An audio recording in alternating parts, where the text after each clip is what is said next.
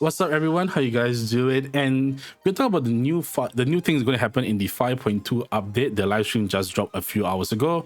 And we're going to look at what is going to happen in the new update that starts on the 20th of November. So let's begin. All right, so with the new update, we actually have an interlude quest, which I guess is the first. We know that the main story continues in 5.3, but in 5.2, we are joined with Ian-san, who's going to help us to repair the Flower Feather clan, who was badly affected by the events of Act 4. And we also joined with Capitano. The live stream promised us some good conversations with him, so we're going to see what it's all about. And talking about the Flower Feather clan, is actually one of the three regions that are newly introduced in this update. And with it comes a new Saurian called the Cuckoosaur. Right, we've probably seen the boss version and fought against it, but this version helps us to actually fly in the sky and solve puzzles and collect stuff, right? Like you can see over here. So that's about it. In the Flower Feather clan, we also have the Tribal Chronicles. We can do all 3 acts in this patch. All right, we'll talk more about CHASCA later. But now let's go on to the Masters of the Night Wind. All right, which is where Ororon and Citlali are. And we also get to see an Iktomi Saw, which is the Saurians, right? I'm going to call it the Bat Saurians because I know I'll mispronounce it more than once if I continue saying that name. But basically, they interact with the environment quite well, right? They can help to interact with the environment to solve puzzles. They can float. They can jump high in the sky and float, which is very, very nice. And one of the things that they can interact with the graffiti around to actually like manifest them, as I can see right over here. This over here, right? They're able to absorb the balloon graffiti here, and then you're able to actually manifest it, which is very, very, very nice. All right. So as they don't really fly, but they're able to jump high and then float. All right.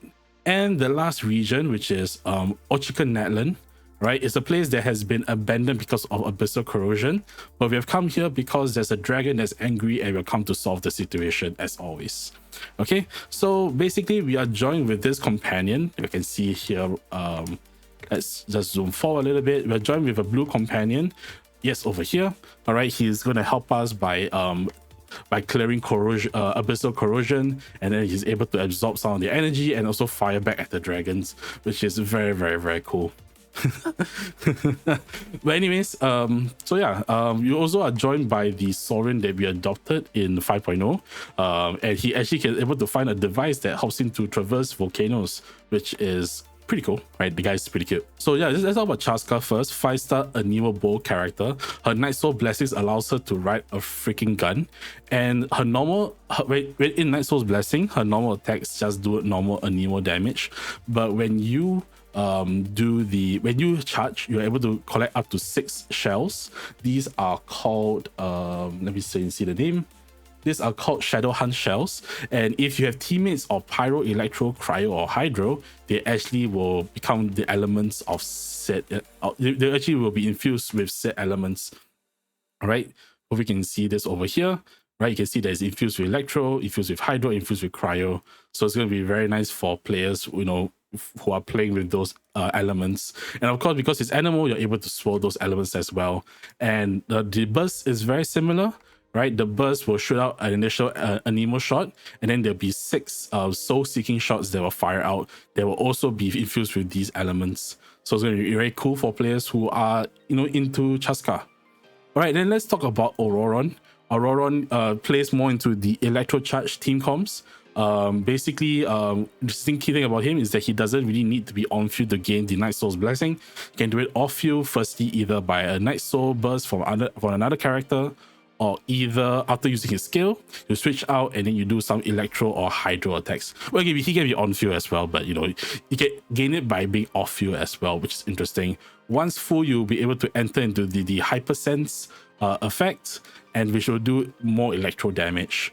And his burst is kind of a crowd control mechanic. He's able to summon this Oculus over here, and is able to draw teammates closer, which will help with the electrocharge reactions. So all in all, it's going to be pretty cool. Maybe he might be the Chevrus of the electrocharge teams. So we need to find out more information before we make a final conclusion on it. So yeah, and let's talk about a new boss, a new enemy type, right?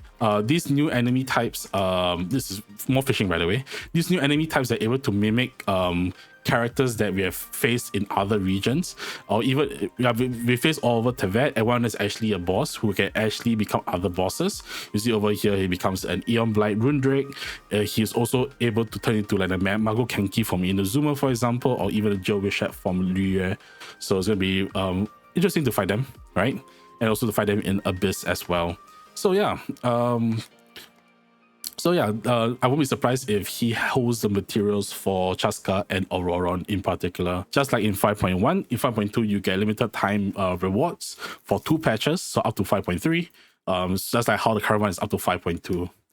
All right, let's talk about the banners. The first half, we have CHASCA and Lini, with Ororon also featuring. And the second one, we have Zhongli and Neuvillette. So, it's quite interesting because of their history together. Only the history, but, Archon and Dragon Sovereign, right? We all know how that goes down. All right, and at the same time, we also have the 5-star weapon for CHASCA and also 2 4-star weapons as well. So now let's talk about the events. Okay, the first event is this event called the Iktomi Spirit Seeking Scrolls. Basically, there are 3 events. It's part of 3 events. The first one is basically like a herding event where you gather lost souls and like push them to an area. It is multiplayer, as you can see over here. The second one is a combat event, which is going to be pretty cool. It's pretty standard for combat events. And the third one is like a puzzle. You're able to like fix up the image that you see right over there. Right, and the reward is the 4-star limited event weapon, which is called the Calamity of Ishu or Eshu. I'm not very familiar. And you also get the refinement materials as well as other rewards like Primo Gems. So yeah, it's gonna be one of the major events. And adventurous trials as well. Basically, you can use like certain trial characters to do certain things. You can use like Shilunan to climb up walls. You can use Moline to surf across waters, all that stuff. And this is like a war games event. We had this similar a few patches ago. Basically, you deploy different units, different characters, different monsters, and they're able to fight for you. Very, very, very simple. And there's also 2 TCG events. I am not very into TCG, so I'm not going to comment much of it, but basically now they have like modifiers and buffs to like play the game. So yeah, and of course there are new cards as well. And lastly, it's kind of like a hide and seek event. You're able to see where the animal is looking at you from, and you can find them from there on out. I think they had this event quite a few times, so I think for players who have played this before, it's nothing really new. So yeah, and of course Leyline Overflow as well. All right, let's talk about some optimizations. So firstly, Imaginary Theater has gotten some changes.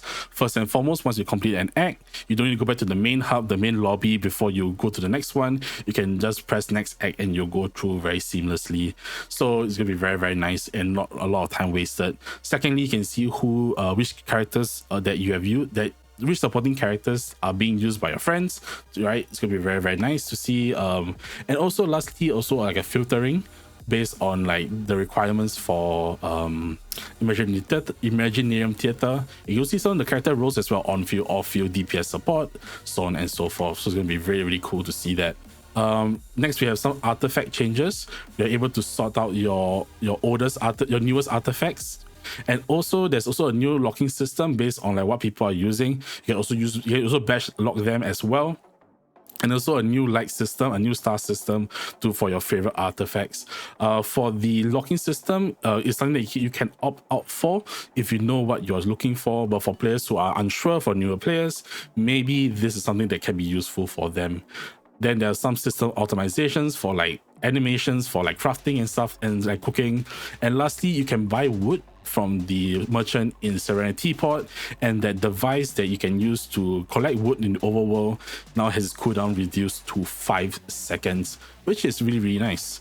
And also for those of you with the treasure compass, not only can you use it to find treasures, now it's a bigger range. You can also use it to find citlali and the time trials as well. So you're able to find more of the treasures in the overworld. So it's going to be really, really nice. And there's also an option to switch depending on your location as well. So for example, if you're using the Fontaine one, you travel to Netland, you can now switch it to the Netland compass.